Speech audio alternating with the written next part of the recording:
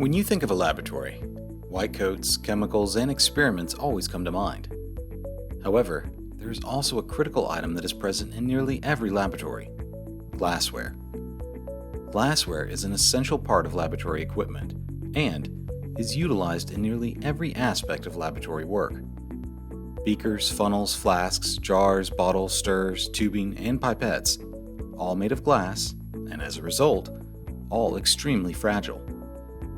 These different types of glassware all serve different purposes, but can require movement, transportation, and contain hazardous materials.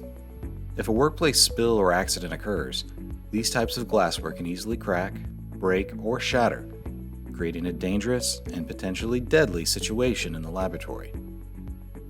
What are the dangers associated with glassware in the laboratory? How can you protect yourself from glassware accidents? What procedures need to be followed when working with glassware in the laboratory? Welcome to the Glassware Safety in Laboratories Orientation Training. During this safety course, we will cover the following learning objectives: glassware inspection and selection, proper glassware usage, cleaning and storage,